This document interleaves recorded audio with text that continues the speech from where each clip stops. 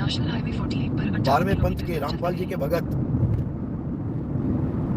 सत्संग पंडाल में पहले ही पहुंचे हुए थे, और जो भी कोई नया बंदा आ रहा था वहां पे, जो भी कोई आ रहा था उसको भरमाने की कोशिश करने लगे। लेकिन आपको पता ही है, जिसने हमारे सत्संग ध्यान से समझ लिए उसको फिर कौन भरमाएगा। वही हुआ। सत्संग जैसे ही समाप्त हुआ, आ गए पेन पेंसिल लेके, डायरी लेके, पूरे सत्संग में गलतियां ढूंढते रहे। गलतियां तो क्या ढूंढ पाएंगे, गलती तो कोई होती नहीं है, लेकिन अपनी मनमुखी सोच, उल्टे पुल्टे सवाल लेके आ गए। आपने ऐसा बोला, आपने ऐसा बोला, आपने ऐसा बोला। अरे भाई, जो मैंने बोला वो बोला, तुम्हें समझ में क्या आया वो देखो। तो 4-5 लोग थे, रुकावट तो नहीं करी उन्होंने सत्संग में, क्योंकि सत्संग तो जब शुरू हुआ और जब अंत हुआ, बीच में तो कोई भी नहीं बोला। चलो कम से कम इतनी सभ्यता है, इतने संस्कार तो हैं। लेकिन बिना पूछे, बिना अपॉइंटमेंट लिए, बिना समय लिए किसी के भी सत्संग में आके ऐसे ज्ञान चर्चा करना, ये बिल्कुल ठीक नहीं है। तो मैंने समझाया भी उनको। मैंने कहा भाई, ये सत्संग है, ये सत्संग चल रहा है हमारा, और सत्संग खत्म हुआ, अब नाम दीक्षा है। अरे नाम दीक्षा करूंगा या तुमसे बहस करूंगा मैं? तुमने आना है तो मुझे पूछा होता, जानकारी दिलवाती कि भाई हम ज्ञान चर्चा करने आते हैं। आपको स्पेशल टाइम दिया जाता, 3 घंटा 4 घंटा सत्संग से पहले समय दिया जाता, या सत्संग खत्म होने के बाद समय दिया जाता। हमारा तो काम ही ज्ञान चर्चा है, आओ संतो मिला कीजिए। लेकिन सिस्टम के साथ, तरीके के साथ, ऐसे नहीं कि उठा के डायरी कागज कलम लेके निकल पड़े ज्ञान चर्चा करने के लिए। अरे इतना फ्री थोड़ी नहीं बैठा कोई कि सत्संग में ज्ञान चर्चा करेंगे। सत्संग में सत्संग करेंगे, नाम दीक्षा देंगे, आगे बढ़ेंगे। तो जब मैंने पूछा भैया तुमने किससे परमिशन ली ज्ञान चर्चा की, तुम करने आ गए, तो फिर वहां पर बगले झांके। अब क्या बोले, एक का नाम भी लिया उन्होंने, वो उन्हीं का भगत था कोई। मैंने उससे पूछा, हाँ भाई तूने मुझसे बात करी क्या ज्ञान चर्चा की? कहता नहीं, आपने नंबर दिया था, मैंने उनसे एड्रेस ले लिया। अरे एड्रेस लिया सत्संग सुनने के लिए, तूने ज्ञान चर्चा के लिए एड्रेस लिया क्या? एक बार बोल तो देता उसको, तो मुझ तक बात पहुंच जाती। फिर तुम्हें स्पेशल इनवाइट करते, खातिरदारी करते तुम्हारी, ज्ञान चर्चा के लिए आए हो, संतों का माहौल बनता। सत्संग के बीच में तुम लेके डायरी पेंसिल बैठ गए, बताओ, ये बिल्कुल गलत है। और पहली बात तो, अगर आपने ज्ञान चर्चा करना है तो अपने आश्रम से अथॉरिटी लेटर लेके आइए कि इस ज्ञान चर्चा में अगर हम जवाब नहीं दे पाए तो आगे क्या होगा। क्या आपकी सारी संगत हमारे चरणों में आएगी? ऐसा कुछ लेटर लिख के लाइए, आप कुछ ज्ञान चर्चा करेंगे आपसे। अब ऐसे थोड़ी नहीं है जिसका मन किया उठा के मुंह आ गया ज्ञान चर्चा करो, ज्ञान चर्चा करो। अरे तुम सारे एक बंदा चुन लो, सारे मिलके एक बंदा चुन लो कि ज्ञान चर्चा करनी, आ जाओ मैदान में, खुले भंडारे हैं सबके लिए। मैं तो दुनिया के गुरुओं को कहता हूं कि आ जाओ, एक बार ज्ञान चर्चा कर लो। ये जितनी भ्रमणा है, ये जितनी भ्रांतियां हैं, सब खत्म हो जाएं, सब जीवों का रास्ता मिले। मैं तो चाहता यही हूं, लेकिन भाई तरीके से, हर काम तरीके से होता है, बिना तरीके के हर काम बिगड़ता है। तो मोस्ट वेलकम है, कोई ज्ञान चर्चा करना आता है, कोई ज्ञान चर्चा करना चाहता है, तो मेरा नंबर है 9256111207। कहीं पर भी हमारा सत्संग है, अगर आप ज्ञान चर्चा करना चाहते हो तो भाई आप पहले मुझे संपर्क करो, मुझसे समय लो कि जी हमने ज्ञान चर्चा करनी है। आपको सत्संग से आगे या सत्संग के बाद में पूरा समय दिया जाएगा। अब सत्संग थोड़ी नहीं है ज्ञान चर्चा करने का प्लेटफॉर्म, सत्संग तो सत्संग करने का प्लेटफॉर्म है। तो मर्यादा में रह के ज्ञान चर्चा हो, मालिक के नाम की चर्चा हो, हमें यही चाहिए। एक बार इटावा में मैं सत्संग कर रहा था, इटावा जसवंत नगर में।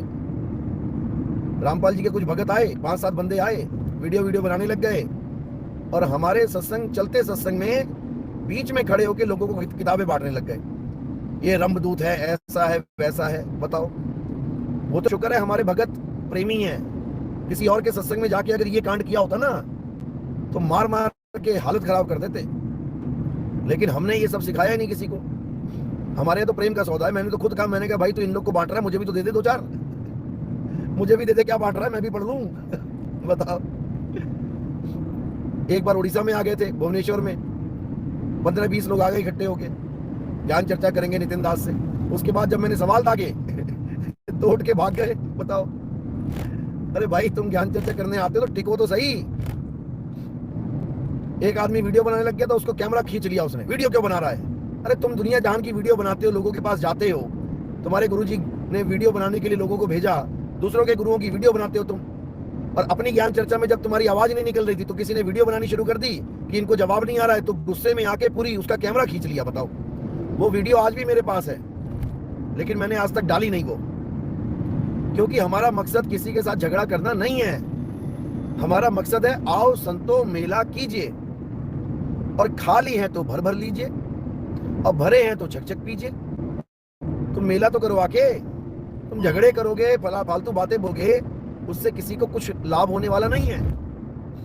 बात यह है, अभी पारक सिद्धांत वाला एक आ गया महात्मा ज्ञान चर्चा करने के लिए, और जब मैंने बाणियां रखी सामने तो बोलती बंद, आवाज बंद। अभी एक होशियार सिंह और तैयारी कर रहा है ज्ञान चर्चा के लिए, उसका भी पेटा भरेंगे जल्दी। आ रहा है 3-4 दिनों में ज्ञान चर्चा के लिए। तो ज्ञान चर्चा से भाई हमें कोई एलर्जी थोड़ी नहीं है। ज्ञान चर्चा तो अच्छी बात है, आप अपना अनुभव रखो, हम हमारा अनुभव रखेंगे, अनुभव से अनुभव टकराएगा। जो सच्चा अनुभव होगा वो टिकेगा, और जो अधूरा झूठा अनुभव होगा वो खत्म हो जाएगा। तो बात तो इतनी सी है, अपने अनुभव का सत्संग करो। अपने अनुभव का सत्संग करोगे तो हमेशा एक बात पे टिक जाओगे। जैसे आप हमारा कोई भी सत्संग सुन लो, 1 से लेके 209 तक, आपको एक ही चीज के बारे में बार बार समझाया जा रहा है। कहीं पर भी इधर से उधर नहीं हुआ एक भी शब्द, और शब्द की महिमा गाई गई। 1 नंबर से सुनते हुए 209 तक सुन लो, शब्द गुरु की महिमा गाई है मैंने, क्योंकि वो मेरा अनुभव ज्ञान है। लेकिन ये जितने भी बैठे हुए हैं, ये सब कथनी के सूरे घड़े, ये लोगों का सत्संग सुन सुन के, लोगों की बाणियां सुन सुन के, लोगों का ज्ञान सुन सुन के चतुर्ज्ञानी बने बैठे हैं। अपना अनुभव शून्य। इनको पूछो क्या तुझे अनुभव हुआ किसी चीज का जो तू बता रहा है? जीरो। तभी इनको बढ़िया बढ़िया नामों से नवाजता हूं मैं। फिर इनको करंट लगता है, मिर्ची लगती है कि हमें ऐसा कैसे कह दिया। भाई गुणों के आधार पे इंसान के नाम रखे जाते हैं। जब तुम्हारे अंदर काबिलियत ही वही है, तुम्हारे अंदर गुण ही वही है, तो तुम्हारा नाम भी वैसे ही रखा जाएगा। तो भाई सत्य को परखो, सत्य को जानो। सत्य एक है, सबके लिए एक है। दूसरों को गालियां देना गालियां होता है, लेकिन सत्य का अनुभव बताना और सत्य का अनुभव बता के किसी को सही रास्ता दिखाना, ये बहुत मुश्किल। अनुभव समझा रहा है तुम्हें, लोग इसीलिए भागे भागे आते हैं। मैं बुलाता नहीं किसी को, मैं केवल जगह का नाम बताता हूं कि कहां आ रहा हूं। अपने आप पहुंच जाते लोग वहां पे। जिसको भूख लगी है वो अपने आप लंगर ढूंढ लेगा कहां लगा है, समझे? और जो हमारा सत्संग एक बार सुन लेगा विवेकी का, वो टिक भी नहीं सकता, वो निकल जाएगा चुप करके। लेकिन मर्यादा के साथ आओ, सिस्टम के साथ आओ, पूरा टाइम दिया जाएगा। अब तुम आध हमको के बिना बताए बर्दाश्त के बाहर है। मर्यादा से आओ, पूरा प्रेम मिलेगा और पूरा ज्ञान भी मिलेगा। ज्ञान देने के लिए ही बैठे हैं, ज्ञान ही दे रहे हैं। हजारों लाखों चेले बचा है ही नहीं। ऐसे ऐसे गुरुओं के चेले आ गए जिनका मैंने कभी नाम ही नहीं सुना था। तो भाई अगर वो लोग आ रहे हैं, ज्ञान को समझ रहे हैं, तो इतना तो समझो कि ज्ञान चर्चा करने के बाद तुम्हारा क्या बनेगा। अगर तुमने लाइव ज्ञान चर्चा कर ली ना, पूरे आश्रम की तरफ से एक बंदा नियुक्त कर लो कि ये बंदा ज्ञान चर्चा करेगा। अगर ये जवाब ना दे पाया हमारे सवालों का, तो रामपाल जी की सारी संगत A to Z नितिन दास के आगे सरेंडर कर देगी। आओ, तुम बैठो, मैदान में आओ, पूरे प्रेम के साथ, पूरी तसल्ली के साथ। तुम्हारे सारे भरम ना तोड़ दिए तो। नितिन दास नाम नहीं मेरा, लेकिन सिद्धांत के साथ आओ, मर्यादा के साथ आओ, परमात्मा के हंस हो, हंसों की तरह आओ। पूरा सम्मान दिया जाएगा, आदर मान दिया जाएगा, कोई दिक्कत नहीं है। और कोई बड़ौदा में आना चाहता है ज्ञान चर्चा के लिए तो आ जाए, लाइव चलाएंगे। हमें किसी का भय थोड़ी नहीं है कि मुझे किसी का डर है कि क्या बनेगा लाइव में। हमें पता है क्या बनेगा। आओ तो सही। और केवल रामपाल जी क्या, जितने भी गुरु बैठे हैं, जितने भी, अरे आओ तो सही। हम तो चाहते हैं तुम आओ। एक झंडे के नीचे कैसे आएंगे सब? सारे संसार को एक झंडे के नीचे कैसे लाया जाएगा? पहले गुरुओं को लाया जाएगा। तुम आओ तो सही। करो जरा 1 घंटा सत्संग हमारे साथ, तब तुम्हें समझ में आएगा कि क्या है जिसकी वजह से हजारों लाखों लोग भागे आ रहे हैं। तब समझ में आएगा, ऐसे नहीं। लोग कहते हैं कि नितिन दास का सत्संग मत सुनना कभी।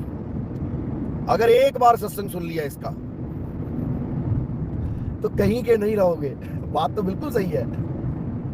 कहीं के ना रहोगे का मतलब है यहां के तो कभी ना रहोगे। इस धरती पे तो दोबारा आने से तो रहे, इतना समझ लो। बाकी कहीं के रहो ना रहो, पर इस धरती के नहीं रहने दूंगा तुम्हें मैं। इस धरती से पार करवा देंगे तुम्हें। ये धरती हांडी भाई, ढकना भयो आकाश। इस धरती आकाश से पार निकाल देंगे तुम्हें। तुम्हारा इधर तो नहीं आने देंगे। हंसी तो आती है। बंदा कहता ये जादूगर है। कहता जादूगर, ये जादू कर देता है आदमी पे। देखो पूरे देश में सब पे जादू कर रखा है। सुबह यहां होता है, दोपहर में वहां होता है, शाम को वहां होता है, और देखो सबको नचा रहा है, जादू कर रहा है। हंस हंस के पेट फूल जाता है मेरा तो। बताओ। अरे तुम कर लो जादू, तुम्हें आता है तो। तुम्हें कौन सा मना किया हुआ है?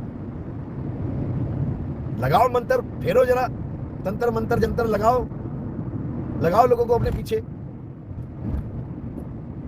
अरे भाई कुछ होना भी चाहिए, खुद के पास भी कुछ होना चाहिए, तब लोग पीछे लगते हैं। खुद खाली घड़ा बने बैठे हैं और सोचते हैं कि प्यासों की लाइन लग जाए तुम्हारे पास। अरे तेरे घड़े में कुछ होगा तब तो तू किसी प्यासे को देगा, प्यास बुझाएगा उसकी। खाली घड़ा किसकी प्यास बुझाएगा भाई? कमाल है। लेकिन इनको जितना मर्जी समझा लो, इनका कुछ नहीं होने वाला, कुछ नहीं। बस ऊट पटांग उल जलूल जितना मर्जी बुलवा लो, उसमें तो खुश हैं।